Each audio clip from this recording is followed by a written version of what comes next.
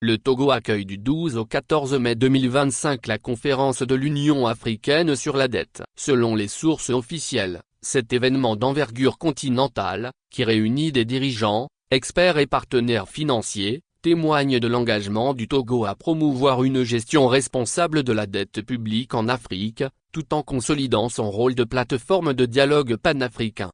Les discussions qui s'ouvrent ce jour portent sur des enjeux clés: restructuration de la dette, accès au financement, justice fiscale et souveraineté financière. L'objectif est clair: permettre à l'Afrique de parler d'une seule voix face aux partenaires techniques et financiers, tout en tenant compte des spécificités de chaque pays.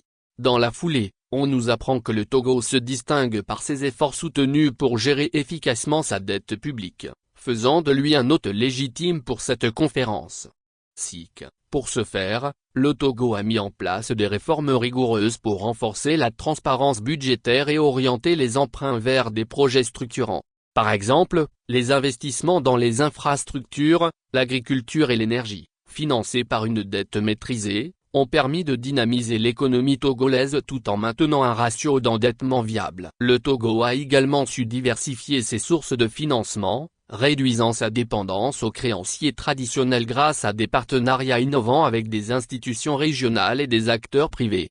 Ces efforts ont été salués par des organisations internationales, qui citent le Togo comme un exemple de gouvernance budgétaire responsable en Afrique de l'Ouest. Génial, n'est-ce pas? Le Togo, qui est une plateforme de la corruption généralisée, de détournement massif des deniers publics, en témoignent les nombreux chantiers abandonnés en plein cœur de la capitale Lomé. Une liste interminable de poses de premières pierres font les chantiers n'ont jamais vu le jour. C'est ce Togo que les autorités tentent d'enjoliver de la sorte. C'est hautement cynique. Plus loin, le Togo demeure fortement endetté en raison de la gabegie rampante qui caractérise la gestion du pouvoir d'État. Dans une tribune de l'ancienne ministre des Armées Marguerite Essosimna Niakate en date du 2 mai 2025, cet intime du président Faure Gnassingbé a touché du doigt cette mauvaise gouvernance qui détruit le socle du pays. Elle indique qu'en 2005, à son arrivée au pouvoir, Faure Gnassingbé proclamait « Lui, c'est lui, moi c'est moi », annonçant une prétendue rupture prémonitoire avec la gouvernance de son père, le général Gnassingbé Yadema. Cependant, 20 ans plus tard, en dépit de plus 15 000 milliards de FCFA injectés dans l'économie togolaise, les résultats sur l'amélioration des conditions de vie des Togolaises et Togolais peinent à prendre corps.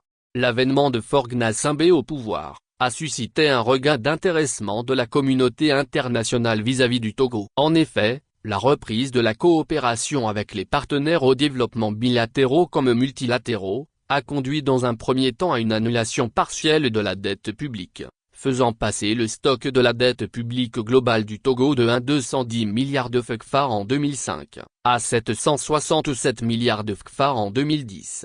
Ce processus d'allègement de la dette publique va ouvrir la voie au financement de plusieurs programmes tels que le document stratégique de réduction de la pauvreté, DSRPIC, et la stratégie de croissance accélérée pour la promotion de l'emploi, SCAP. Ceci va provoquer le re-endettement du pays, faisant passer la dette publique globale de 767 milliards de CFA en 2010, à plus de 3 800 milliards de CFA en 2023. Ces ressources mobilisées au nom du contribuable togolais se sont transformées en un fardeau écrasant pour les générations futures. En réalité, le stock de la dette actuelle n'a pas de contrepartie en actifs de production. À cela s'ajoute la privatisation massive d'institutions publiques, notamment la BTD, l'APTSI, Togo Telecom, etc. L'impact concret demeure invisible. La symbolique de cette carence en matière de gestion des finances publiques est la succession des collectifs budgétaires depuis 2015. Cela dénote la navigation à vue des gouvernements de Faure Gnassingbé. En tout état de cause, la réalisation d'un taux de croissance à 2 chiffres, la relance de la consommation des ménages et de la performance du secteur privé pour une relance globale de notre économie restent d'immenses défis à relever. Au demeurant, ces objectifs ne peuvent être atteints que s'il y a une réduction significative des détournements de deniers publics et l'instauration de la fin de l'impunité des crimes économiques.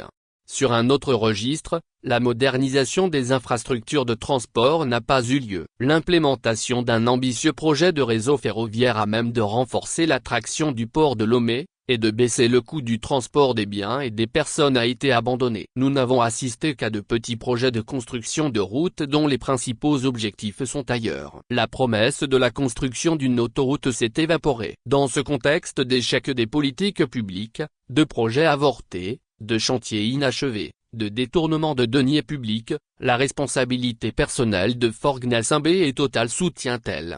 Devant ces chiffres glaçants, les bonimenteurs du régime ont l'outrecuidance de proclamer le Togo comme un exemple de gouvernance budgétaire responsable en Afrique de l'Ouest. Finalement, le bon sens et l'esprit de discernement ont foutu le camp au Togo.